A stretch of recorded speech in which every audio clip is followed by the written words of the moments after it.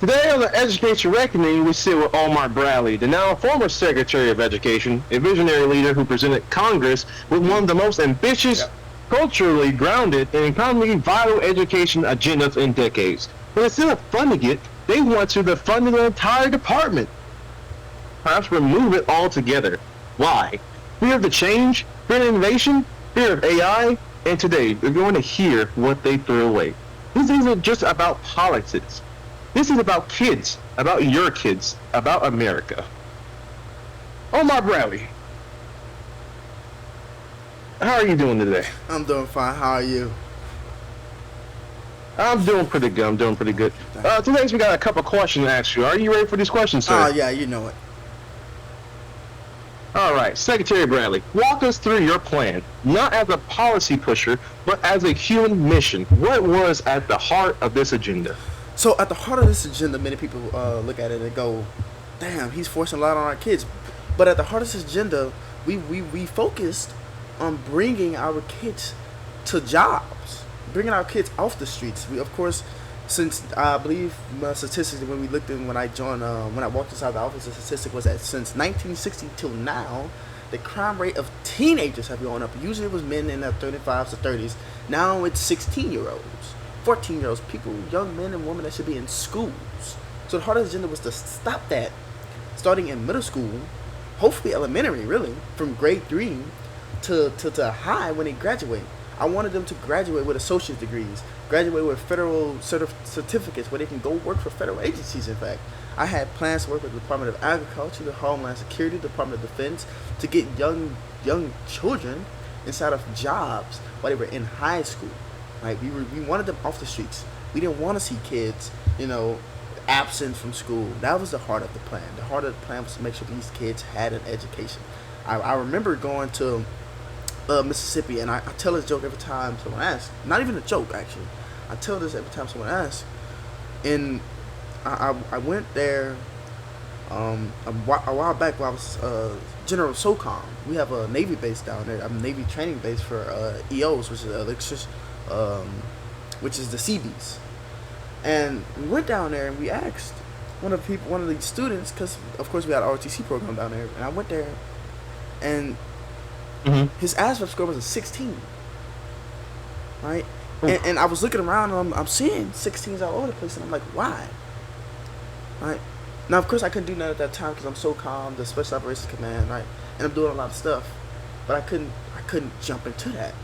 But that was the main purpose of the plan, to get that 16 to 35s to 40s to 60s, right? To get those kids from being the stupid kids that we see locked up in jail and statistics to being kids with jobs, kids not on the streets, kids able to pay their moms, where their mothers can retire at 65 and not have to work another day in their life. You understand? That was the main purpose of the plan, to bring America back to the days where parents could retire and their kids would take over. That was a plan. Mm-hmm. Okay, all right. Why was literacy by grade 3 the starting point? Well, because by grade 2, I don't really expect the young children to 100% be focused on themselves. They're still finding themselves. Really, they're still finding themselves all the way up to high school. But grade 3 is where we see many of the problems, where young students stop wanting to learn, and that's something to do with the culture of it, right? See, back in the day, around 10th to 3rd grade, you would be going out with your parents to go to a farm before the Department of Education came in, the truancy. You would go work on a farm or something, and you wouldn't get your full education, but you know how to read just a little bit. Now that's the problem. We want them to be able to read everything. I want them to be able to read Moby Dick or The Killing Mockingbird, all those good books, So grade 3 is a great starting point, because grade 2, yeah, that's great, but they're just getting out of kindergarten and 1st grade, and we want them to be able to explore a little bit before we start hitting them and making sure they understand they can do simplistic math. I met someone that couldn't do 4 times 5. That was crazy to me, But that's why grade 3. That's why grade 3. Okay. Some critics ask, start quote, why use AI in schools, end quote. What do you say to that? I'm gonna tell you what my mentors told me, right? As a leader, not even as just a leader, but as a human being, The world's evolving, right? We can't be stuck, you know, in time of using pencil, right? They told me don't fear AI. We don't fear AI, right? We fear not knowing how to use it, and that's the real danger, right? If these kids are using ChatGPT and Snapchat AI to write essays, clearly they have learned and evolved to use the technology that we put in their hands.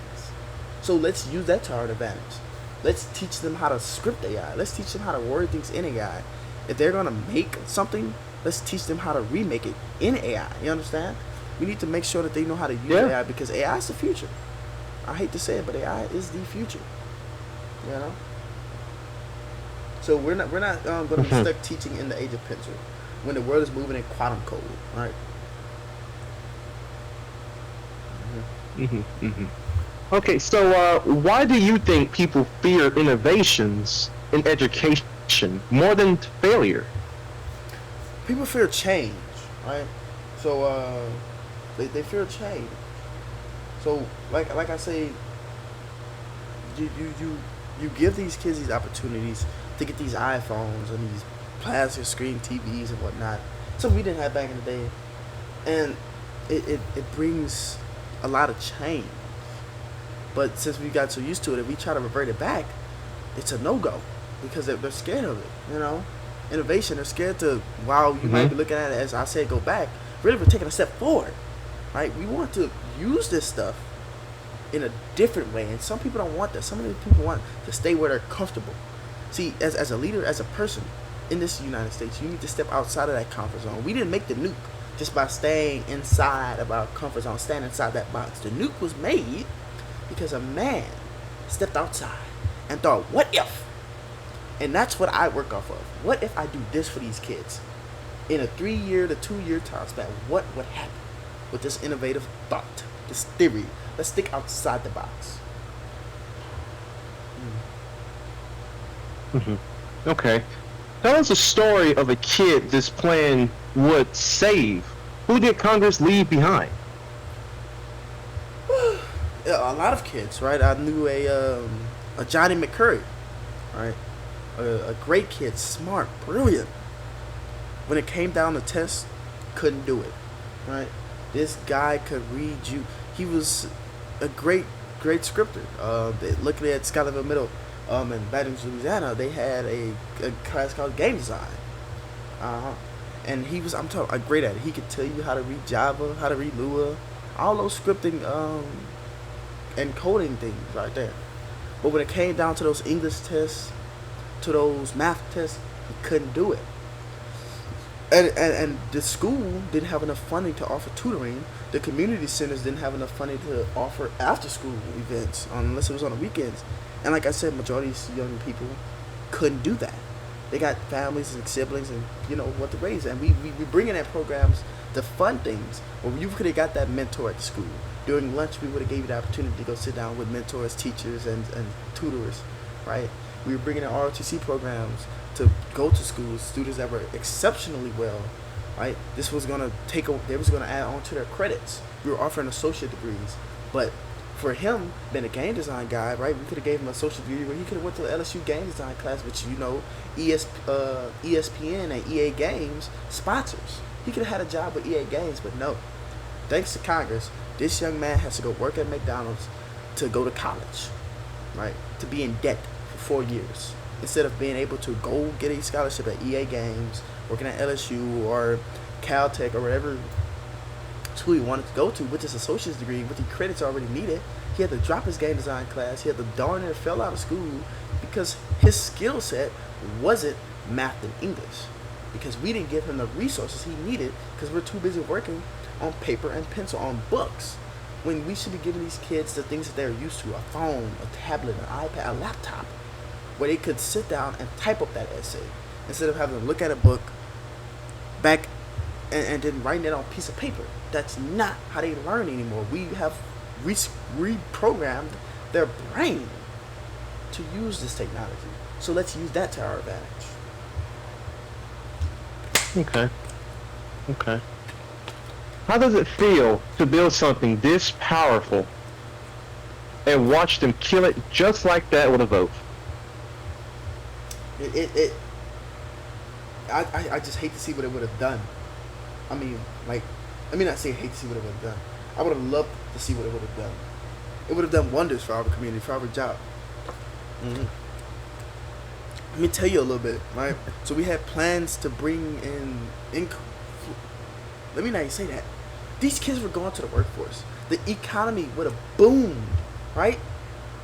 American jobs would have boomed. We could probably would have brought Detroit still back with how many young people were going into mechanics. You know that many schools offered welding, offered mechanic, offered workshop, offered this and that. We had to take the funding away from them. Those kids would have had a life. Not again gang banging, selling drugs, doing this and that. Right? Working at McDonald's. Somebody got to do it, but we could have gave these kids opportunities to do something else. You understand? We could have gave these opportunities, these kids, to do something different. It hurts me to see that Congress has failed these kids. And it's not everyone in Congress. And I don't think it's the president. But we have failed these kids from something that they could have accomplished. Right? We could have been training the next generation of people to replace me or people to replace you. Right? But no. We want to keep them at such a low level. Now, I don't have a problem with returning education back to the states. But before you do that, let's implement some plans for the states to follow, you know. Let's implement these plans. The Department of Education shouldn't be one that deals with the money. That's obviously, money should obviously be dealing with the Department of Treasury. That's what their job is, to handle the money. But our job is to regulate. So let's regulate some plans and help these states push them across with federal funding. Now, I'm like with Ronald Reagan. The worst 9 words in the English language is I'm from the government and I'm here to help. It's terrible words. I'm not here to sit there and do your job for you, but I want to give you a mandate that you need to have these programs set up. We have all these federal agencies. Let's put them to use to help the public, right? The public, help these children get off their feet. Because you can say crime is bad in our country, in these areas. But who's doing the crime? It's not the adults anymore. It's the children. And they don't have no honor, no code, no respect. And that what hurts me the most. I couldn't save them. Thanks to Congress. Okay. What would you say to the educators who believed in you, sir? Who believed in you? Who were ready to follow you to this beginning? It ain't over yet. That's all. I like to just say it ain't over yet.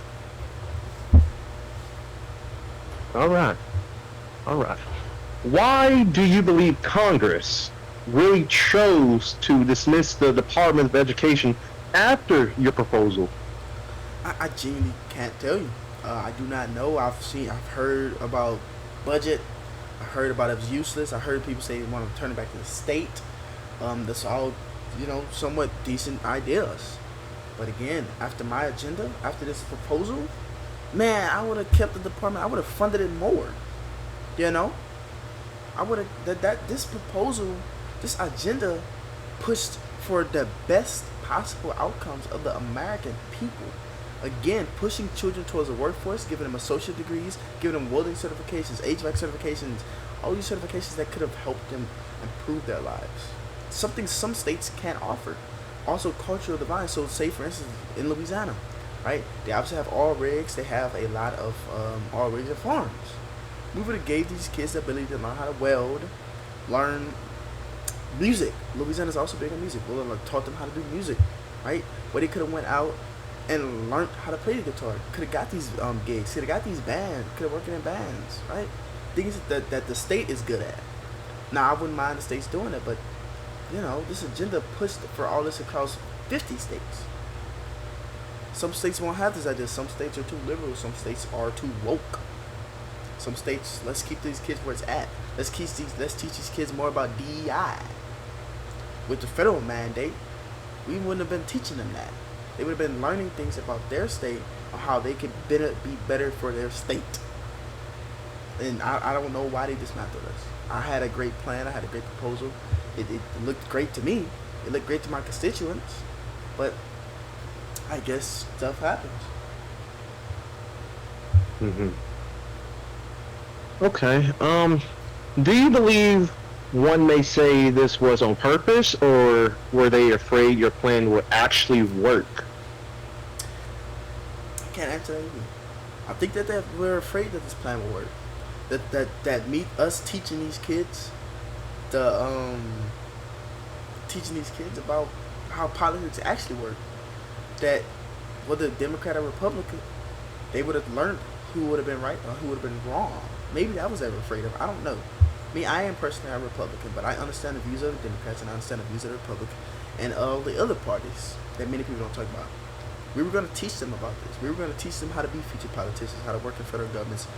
Maybe they're afraid that actually teaching these kids the law would have made them understand how things should actually work. Maybe that's what they were afraid of. I'm not sure how they were thinking. All right. Now, Omar Bradley, you called for joint oversight between defense, agriculture, homeland security. What threat does cross-departmental unity pose to people in power? I don't think any. What we mean by joint oversight is if we would have took all these agencies and combined them to one task force to help bring jobs to these people. I think this would have been perfect, right? I think it would have been perfect.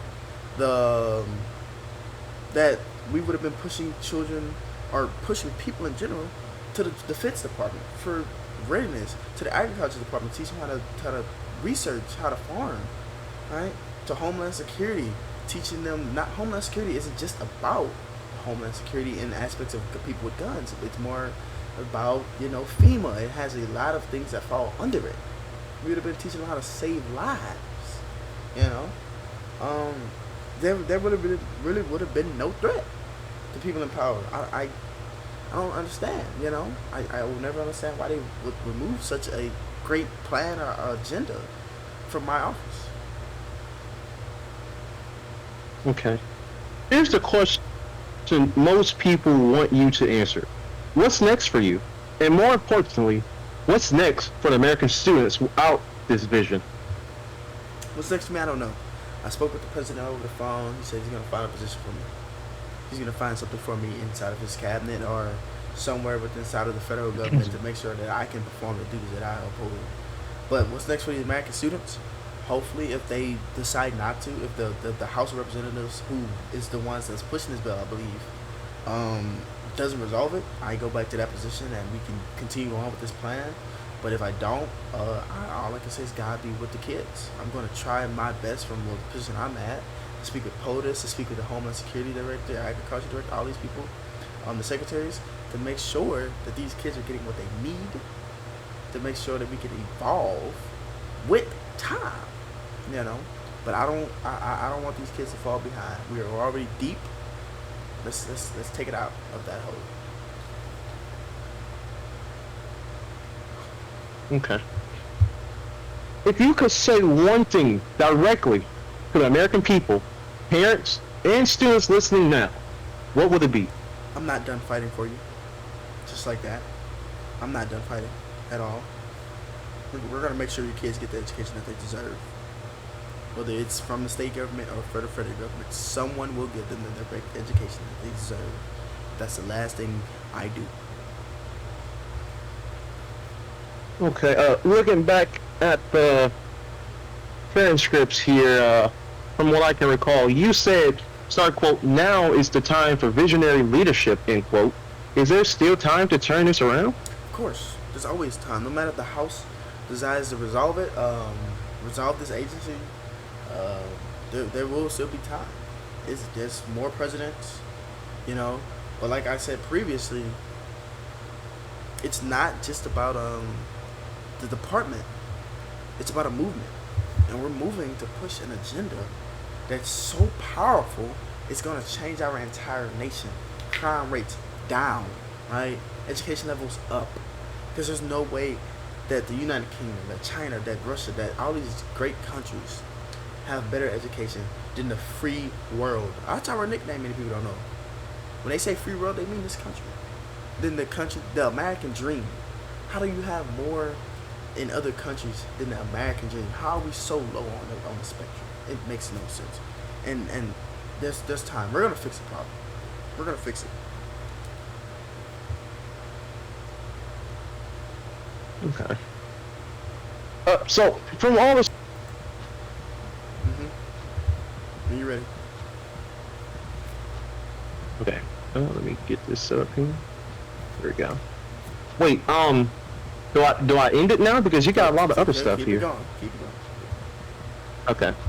It wasn't just a plan; it was a promise to the forgotten child. Congress didn't just defund a department; they betrayed a generation. Innovation in education isn't optional; it's survival. You cannot demand discipline for students when you fail to provide direction. We must meet students where they are in music, community, code, and culture. AI, mental health, nutrition, and literacy are not luxuries. They are baseline human rights in modern education. And that's all the points that I'm making. I'm glad you pointed one of those. That was from my article I wrote, because I was supposed to read that part. But that's from my article that I wrote. Right, we need to understand that, all of that, right? So it really wasn't a plan, right? It was a promise to all the forgotten children. The children that's on the streets, children that work at McDonald's. It was forgotten. I've seen 40 to 50-year-olds working at McDonald's. Unacceptable, right? So Congress really didn't just, attempt to defund the department, but they betrayed an entire generation, multiple generations. But there's still time, right? And let me tell you, education, innovation isn't an option. It's like the medical field. It's constantly evolving, but it's survival. You have to be able to stay with times, right? You can't demand discipline from students when you failed to provide a direction for them to walk in. You can't do that, right? And we must meet these students where they are, right? In the music, in the community, in the code, in their culture. Like I said, little Johnny, man, he was a scripter, he was a coder, he was a game designer. But we didn't meet him. We meet him where he's at. We met him on the books. He's not good at the books. So let's not focus on what he's bad at, right? We help him where he's bad at, but we focus on what he's good at. If he can read a script, let's put it there. Let's have him script a book, right? Let's have him do whatever he can do to understand math using the skills that he has, right? And AI, mental health, nutrients, and literacy are not luxuries at all. They are baseline human rights. Everybody should have a modern education, not a 1960 education, right? All right. Ladies and gentlemen, you heard it, folks. You know what Secretary Omar Bradley had to say. We'll be taking a few 5 minutes commercial break here, but when we come back, we'll be talking about Congress Killed, a conversation with Secretary Omar Bradley. Until we meet again.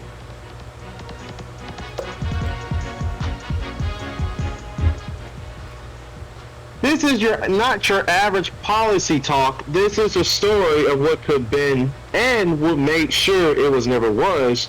Omar Bradley was appointed U.S. Secretary of Education with a mission to reform a system that fails millions of kids every year. But when he unveiled a vision, resource-backed agenda to fix it, Congress wants to abolish the entire Department of Education. Why? That's what we're here to unpack. Hey, Omar Bradley, how's you doing today? Well, I'm glad to be back, man. I mean, I went to the bathroom, came back. I'm still here.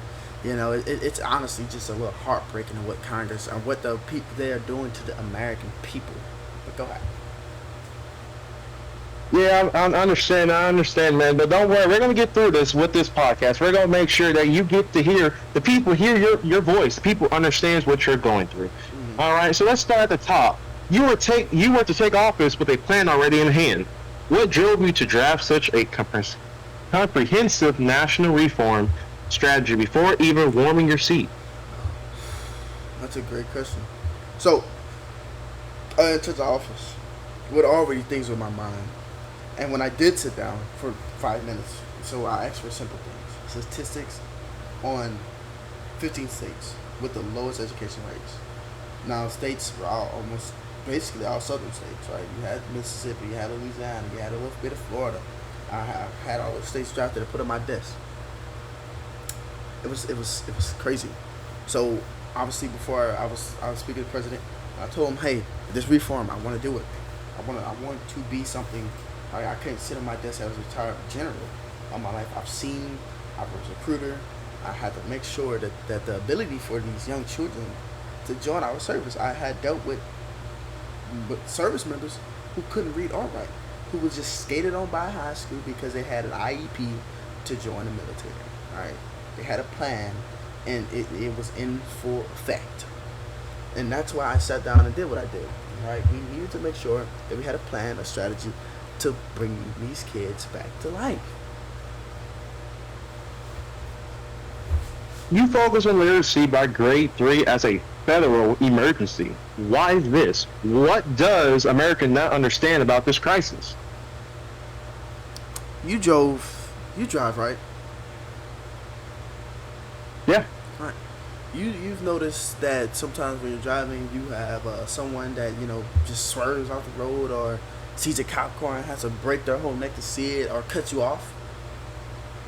Of course. You wonder what that is sometimes, man. I'll tell you, because they didn't sit down and do that driver's test. Some of them drive without license and insurance. This and that and the third. You wonder why you see these videos of people getting pulled out of the car by the police on the side of the road, because they don't understand the amendment. They don't understand that police in many states can ask you to step out the vehicle legally, even when you believe there's nothing you've done wrong. Many people like to have roadside court and understand that the officer doesn't have to sit there and take that. That's why we need to start at grade 3.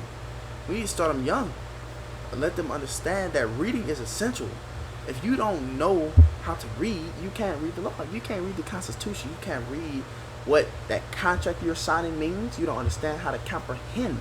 See, that brain is young at 3. It's still developing at 3, and we can put the education inside your mind at 3. We good to go. We're golden. We want you to be able to do math. We want you to be able to read, and we want you to be able to comprehend most of all. Because if you can't comprehend, you can't do anything.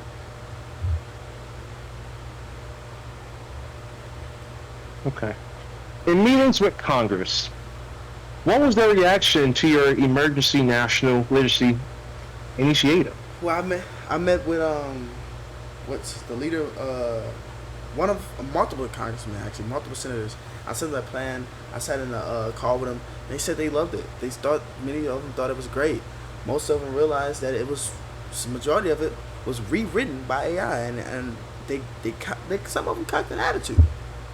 And I said to them, it's the 21st century, 2025, the big 25. Yeah. It's time for us to get past handwriting things where it's not fully understandable, where I can tell AI, hey, this is I can write something, a big paragraph like I usually do, put it in AI and say, make them understand it.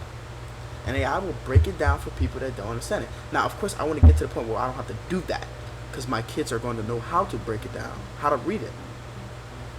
But we need to get to the age of where we use the things that we are given. If it wasn't given, see, technology works. Oh, that's loud. Technology works in the aspect of if it's not needed, it's not going to be made. The car was needed, so it was made. Right? The buggy was needed, so it was made. The wheel was needed, so it was made. Right? AI was needed, so it was made. Someone wanted to make their life a little bit easier. And that's what we're here to do. We need to evolve with technology, not still write on pencil and paper, like I've said a million times. And that some reaction was like that. Someone was like, hey, get this guy out of here. He can't do anything, right? Because he's using AI. Right? But majority of them enjoyed the Emergency National Literacy Initiative. They thought it was great. They thought it would help the American people greatly, because we had multiple plans to bring trucks around this country to teach young people how to read, make sure they could comprehend. We didn't want them to be failing at anything,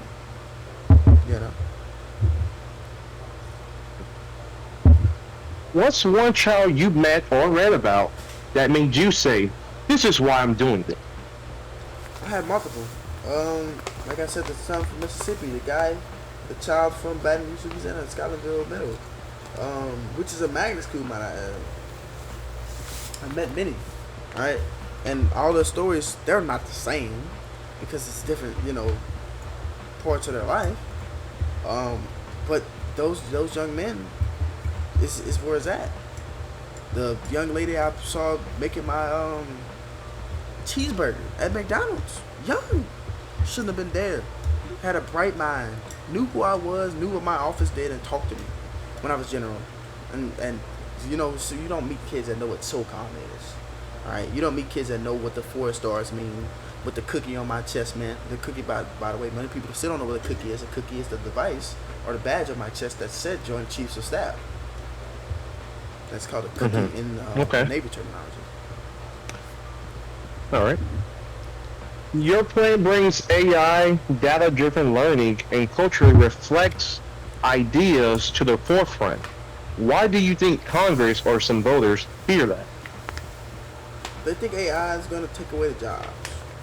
Which, I mean, in some aspects, not in the school system, but in some places it will. Right? But let me tell you here, nah. They fear it simply because they don't understand it.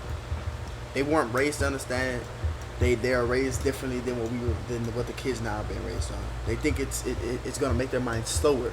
But studies have shown if your kid can sit down and watch what's the TV show? Bluey, I think it is. Bluey or Coco Melon, and learn 1 + 1 and learn math, right? How majority of them sat down and watched Blue's Clues and Dinosaur Train, while majority of them sat down watching Yo Gabba Gabba and stuff, learning about that stuff. That their kids can use these things to learn too. So technology is clearly teaching them something more than what schools are, right? Videos have been doing this for years. We in the military, we show our troops videos, right? While they may be human made, the ones from AI, majority of your kids are learning from animated characters, AI. You know, majority of your kids have been learning from AI for years, right? Siri is AI, and everyone used Siri when it first came out, right? Google Assist, AI, but it's teaching you something you didn't know. It's breaking stuff down for you. And I don't know why, but they would fear it. It's a great tool to teach our kids, and you might be like, some I think because they say it'll help them not be able to comprehend. But if it tells them to break it down, that's helping them comprehend. It helps them think in a different way, right? And that's what I think they fear. Maybe the kids will get too smart and they'll really become smart asses, if you will. You said, start quote, we're stuck in the age of pencils, end quote. What does it really mean to be modernize a classroom in 2025? Get the books out. Bring the tablets, bring the laptops in. Let's get these kids things that they need, you know, to survive, right? Stuff, teach them how to write it with a pencil. In fact, they've gone away with teaching kids how to write in cursive. You've noticed that, correct? Many people cannot write their names or signatures in cursive. Let's teach them how to do it on the iPad. Let's teach them how to do it on the touchpad, on the tablet, the desk. I've seen now in different countries where you can write on the desk, and it'll go up to the cloud, I believe. It's beautiful. It's great work. You know, there's now a notebook that is 1 page, and you can write in it, and it's electronic. Beautiful. It's beautiful. It saves everything. Uploads to your phone if you need it. Great work. We need to do things like that. This is how you save money in the departments, not removing them, cutting the and inefficient things that we don't need anymore. Paper is long gone. It's time for electronics to be pushed into school systems.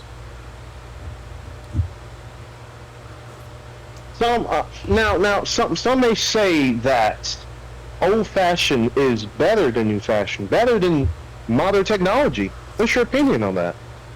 Some might be right, some might be wrong. I mean, of course, some aspects you take. So old-fashioned PE, I'll definitely take that. I will bring that back, right? Because the PE now we have is just a skate behind. You get to skate onto it. Easy sailing, right? I want to bring that PE back where you got to climb that rope, where you got to run those miles, right? Where our kids are physically fit and mentally stable to if we had a draft, be able to fight in it. Our obesity rate in children have gone up, and they blame the food. But so I need to eat like a dog, and I still got a 6-pack. I'm 68 years old. You know, it doesn't matter what 100% you eat, but how you take care of your body. Some of us can't even do 25 push-ups. You know, but want a handout. So yeah, that old way I would bring back, but pencil and paper, no, not a thing. We need to evolve. Right? Many places are using different things to calculate stuff now. And we want to help your kids understand that. Some say there are negative side effects of using AI and modern technology wise, for example, obesity. What do you have to say? How would you change that to be a positive reaction? Well, let me just go back to one of the questions you asked, right? I just have to point out there was a third grader in South Baton Rouge, brilliant, curious, but he couldn't read his own report card. Now, I'm gonna let that sink in. I'm gonna say it again.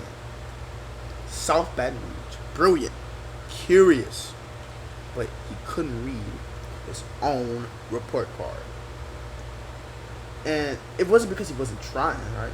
Because the system had failed him. Every year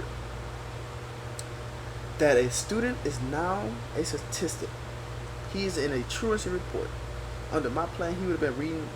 He would have been in a reading lab with a mentor, a meal, and a future. But Congress didn't want that. But your question was, what again? But my question was, there are negative side effects for using AI and modern technology, like obesity, for example. What do you have to say about that, or how can you change that into a positive reaction so people won't fear that? AI leading to obesity. Yes. I don't even see how that correlates. What it makes them lazy? Like what? For example, if someone is coding a robot to help them do stuff, they're coding a robot. You don't have to go out the house. You don't have to leave. You're just sitting there on your chair or in your bed or on your couch. Now, let me tell You're you not something. moving for days. I can't control what you do in your house. But when you get in that school, PE, you're working out. You will have an after-school activity, or you'll have an in-school activity. We need to bring physical education back to the schools, where you can go home and enjoy a big juicy steak and sit there and script all day and code. But guess what? At the end of the day, you know what you're doing? You're making money off it. You learning your trait. You doing something that most people can't do. While they over there working a 9 to 5, you working it whenever the hell you want, and still making money. Still being economic, still helping the economy. Right? You're bringing things out while most people can't even bring things in. Y'all know? But let me tell you, most people don't know about the story. All right. Most people don't know about the story, right? Okay. His name was Ryan Clark. This man was a great instructor. He now owns the Ryan Clark Academy, and I believe in Atlanta, Georgia. Right? He didn't wait for permission at all to do anything he did. He went into a failing school in New York. He danced with some students, did jump rope, did the hopscotch with some students. There's a movie about him, if you don't believe me. And created a culture where learning was joy.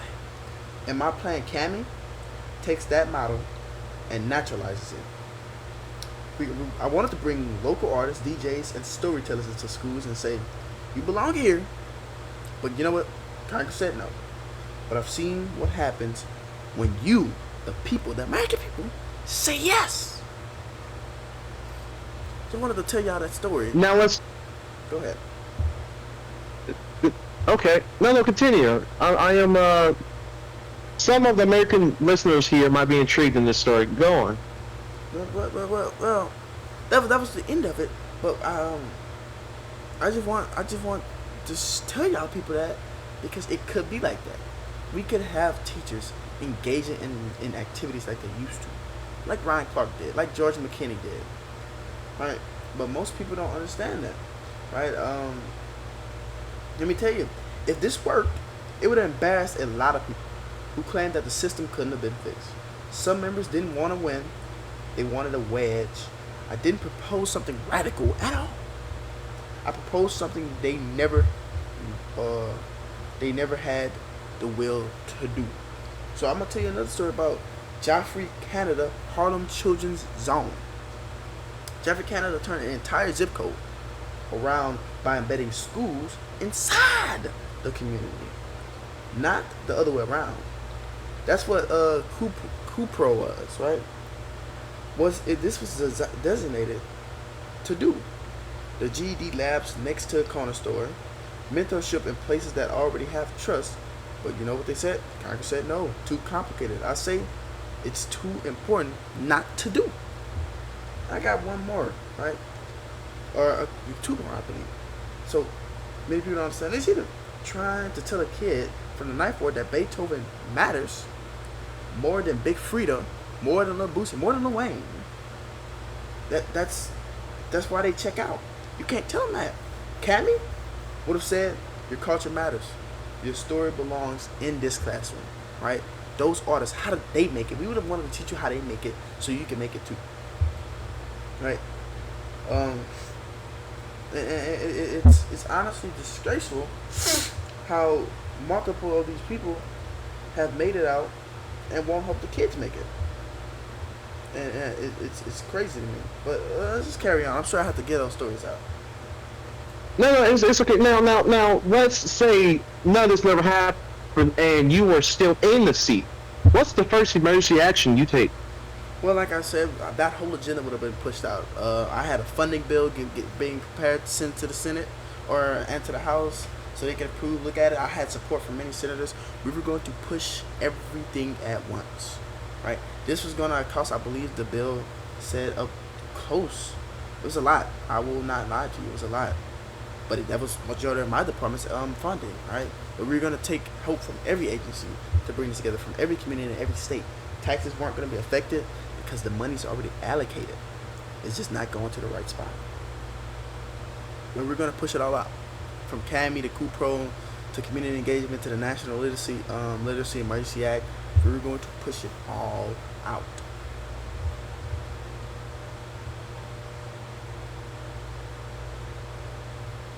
Okay. What advice do you give to educators now under a department that no longer exists?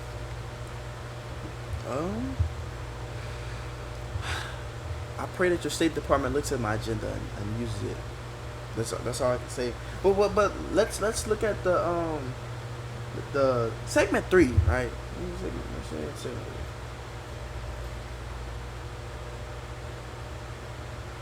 Okay. What about segment 3? So I noticed that in our on my phone here, many people I see a question here that says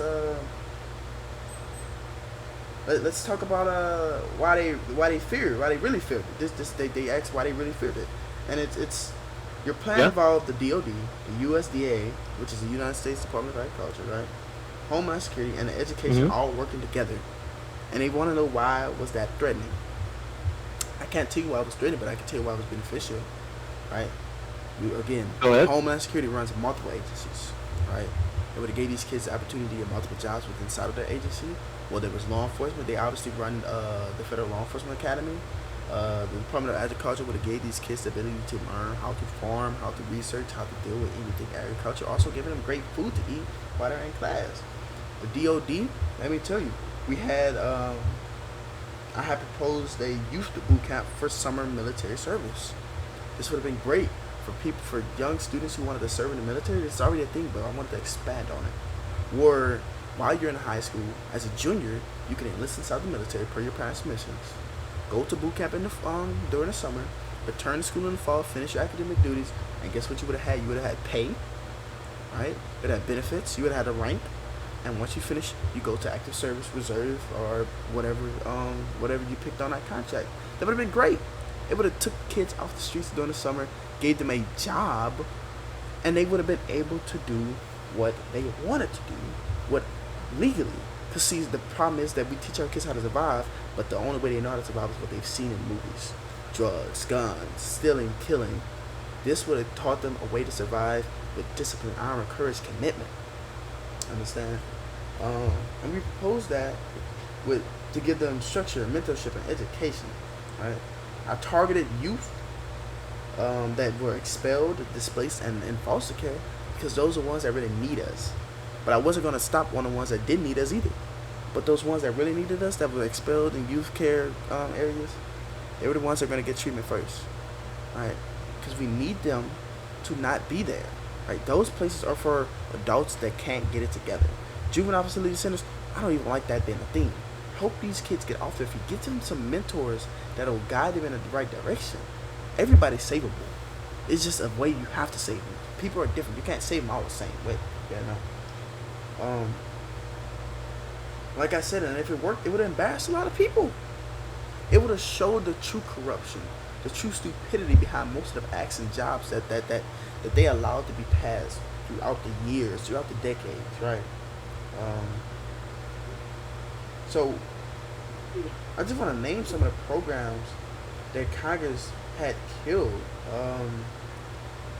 And it's like I said, it's honestly disgraceful on what they killed, because it would have been absolutely phenomenal to see such plans in effect. So, like I said, the Racial National Literacy Initiative, which was a federal mandate to ensure reading proficiency by grade 3, a nutrient as an academic readiness partnership with the USDA, which was the request to establish a cross-agency oversight on school milk quality, because we've seen that what you eat, make sure you move your camera, what you eat can affect how you learn, right? We were going to do a high school dual degree pathway program.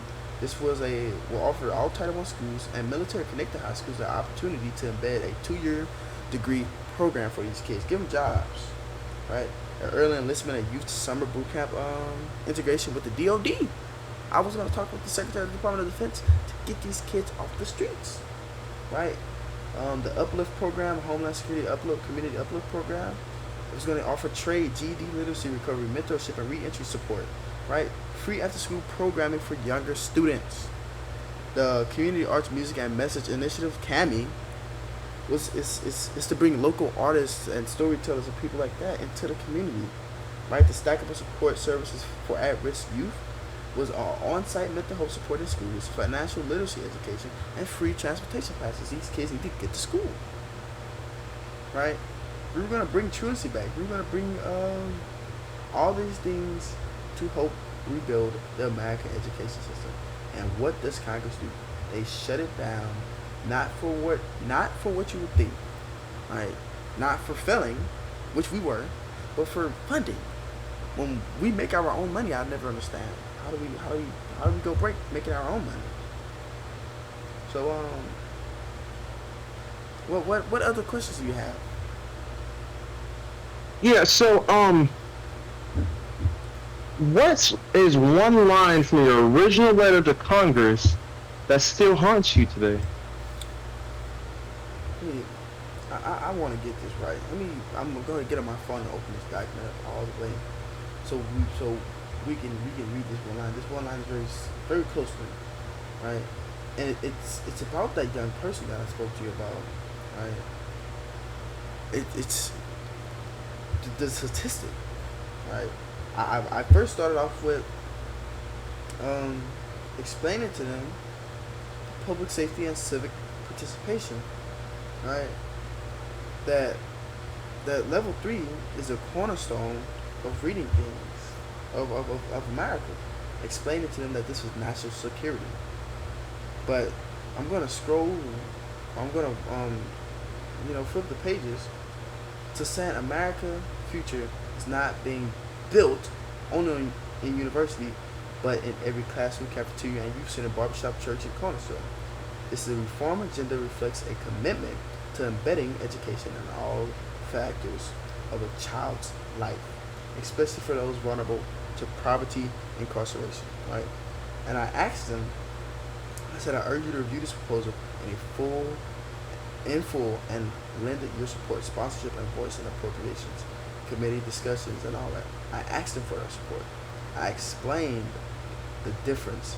I said we are calling for a return of school-age youth who have fallen through the cracks, and we will not rest until they are back in our classrooms, back in a safe environment, and back on track to graduate. That's what hurt me. That we were trying to get kids that had filled out of programs, or kids that were at risk, right? Kids that we could have possibly saved, But Congress again said, no, we're going to do our own thing.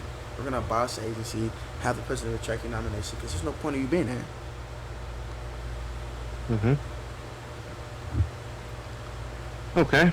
If you had 30 seconds in front of every American parent, what would you say? Right now, I'd say I'm sorry. If I had the position, I said we're gonna do this, right? Period, point blank. That's all we're gonna say. America, as Obama said, yes we can. We will, right? I would have said make America's education great again, right? But as you see, right now, I will have to say I'm sorry. I tried my best to bring change, but as you see, the people that they led in office didn't want that.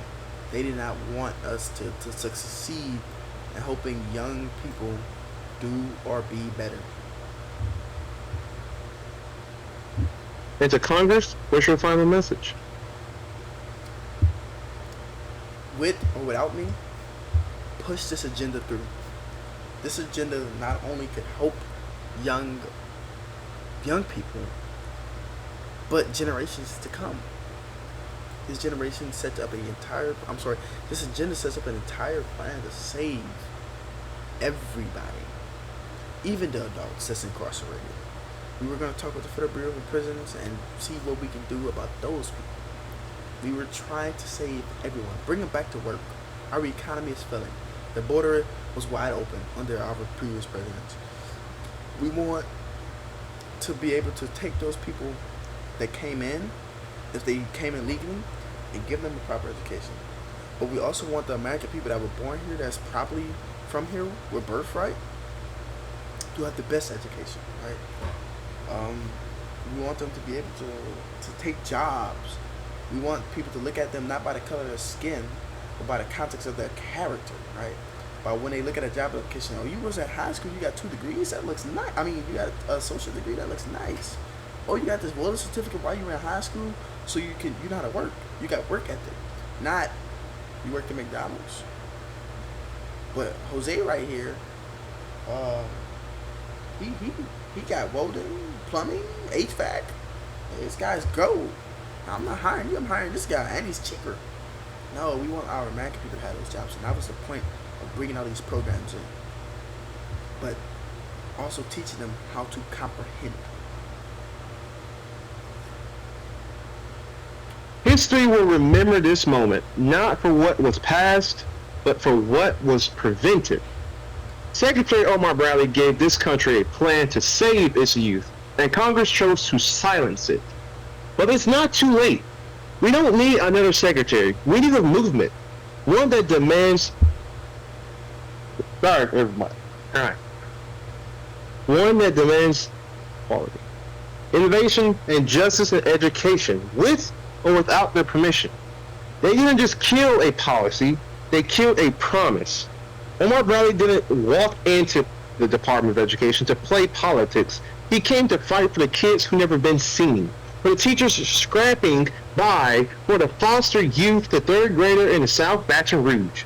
The child who can dance like no one else but can't spell their own name because the system failed them again. Congress may have voted this dismantle the department, but they couldn't dismantle the vision, because that vision lives on in every educator who refused to give up, and every student who still shows up. And if every parent listening right now wondering how has Eric got this bad, well, we're not asking for miracles. We're demanding monument. We don't need another press conference. We need purpose. What Secretary Bradley offered wasn't just a policy, it was a blueprint. And America threw it away. But remember this: department fall, movement rise. And it's time for one. I'm your host, Casey McNichol, and this was an education reckoning. Don't just listen, don't just share. Organize, demand, and reform. Now, before we end my last statement, guys, that was beautiful what you just said. Everything's true, right? But I just want to point out, like, you can dissolve all the departments you want. You can dissolve the dreams of a generation, right? My mission wasn't to protect a building in D.C. My mission was to protect every child who walks into a classroom and still believes that there is something in this country for them to build upon, right? We often say these kids are our future, right? But we treat them like yesterday's problem. Me, Omar Bradley, I tried to flip that script. I tried to show you what the education system had become. And instead of embracing the future, Congress wants to erase it. But here's the truth. They can shut down every department they want, but they can't shut down ideas. This fight isn't over. I am General Omar Bradley, retired. This is your host. Asa McNichol. Thank you for tuning in.